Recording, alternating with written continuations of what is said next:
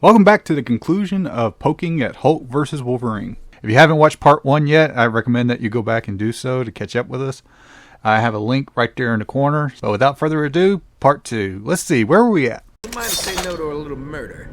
Strike a pose! Oh, yeah. Back with Logan. Logan comes across a banner in a tube. Sounds like an ointment. New from Gator Meds, Banner in a Tube. The new slightly radioactive ointment that treats every ailment known to man. Just listen to this one satisfied customer. I use it for cuts and genital sores.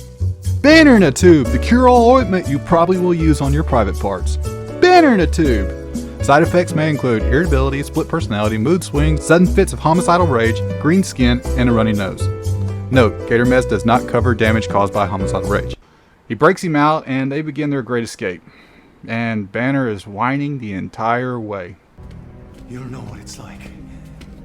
I've been hunted for as long as I can remember, and I can't control it. The monster, Jackass.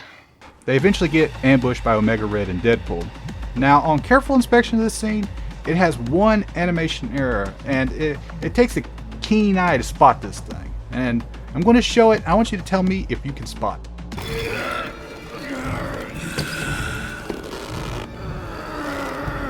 Please, struggle. It'll make your death taste so much sweeter. You'd have to be blind not to catch that. Seriously, they couldn't draw another cell where red is matching the one they cut back and forth to. Once or twice it'd be okay, but they do it multiple times. Just lazy.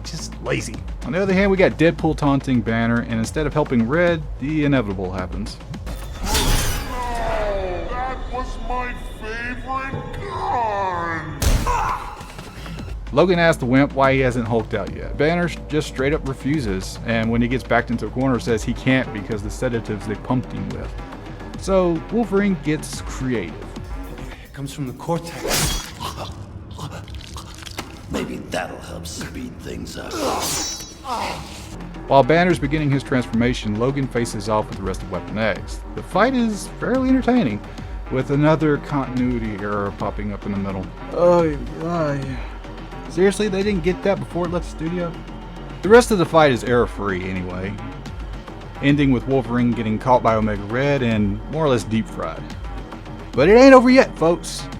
Hulk just woke up and has some profound words of wisdom he'd like to share with the group. And stand up to the Hulkster! Hulk smash! Claw people! It's a all new ball game, y'all, with Sabretooth getting literally punched out of the movie altogether. And from here on out, it's a three-way battle between Weapon X, Wolverine, and the Hulk. And it's glorious. Blades, Hulk smashing, and Deadpool's quips. What more can you ask for? Blackjack and hookers. The second one to get taken out is, unfortunately, Deadpool. But he has plenty of quips before he gets taken out. Hey, wait for me. Who wants snacks? You do. And they lived happily ever after. Except the Hulk. Bub, you just made him angrier. Hulk, rip off Talking Man's head! He's all yours, Einstein. No, Logan, we're friends! No! Who is followed by Deathstrike getting disarmed.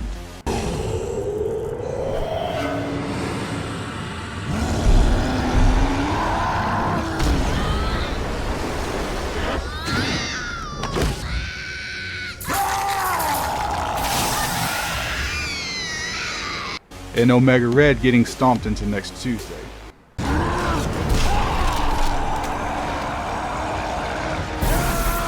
That's gotta hurt.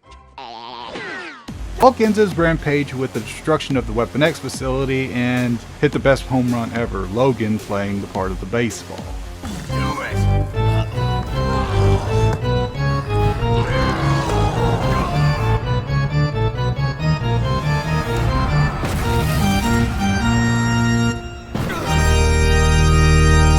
Hulk and Wolverine pick up where they left off and in the movie. What? What the fuck? Yeah, I was pissed when it ended this way the first time I saw it. I was just like, it just got good. But that's the way of things. And that was Hulk versus Wolverine. Not a bad watch, in fact it's pretty damn good, but it does have its fair share of problems like I pointed out. The animation issues and the runtime really hold this movie back. As I said before, this feature is only 35 minutes long. Because of the short runtime, the story feels a bit lopsided, focusing more on the Wolverine aspect of Hulk vs. Wolverine, making this feel like Hulk wandered into a Wolverine story instead of it feeling balanced like it was in Hulk vs. Thor. And in fact, this feature feels more like an episode of the X-Men animated series. However, this feature does a lot right. The action scenes are still fairly entertaining. Limbs and blood flying in every which direction is exactly what you expect from a Wolverine story. Take note, Origins. The character designs by Jeff Matsuda give everything a nice sharp edge, which fits, giving everything a lot more character and preventing the artwork from looking bland or boring like it did in Hulk vs. Thor. And plus, plenty of Easter eggs throughout. I mean, fans of the comics will spot comic book covers referenced in the animation, and plus a big old nod to X-23. If you don't know who that is, watch Logan. The cherry on top being the voice work. You got long-term favorites like Steve Bloom as Wolverine and Fred Tasko, that name, as the Hulk, and Nolan North as Deadpool. It's easy to say, without these voice actors, this wouldn't be as entertaining as it is.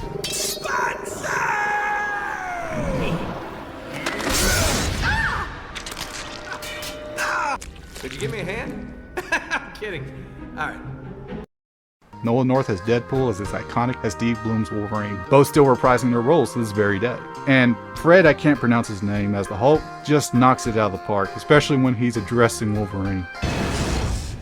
Little man. Even with the limited runtime, this was a blast to watch. You feel the passion that went into making this, something that is sorely missing today in a lot of films. Watching behind the scenes footage, everybody that was involved in this project just had a blast. There was a goal here. The goal here was to make this story come to life.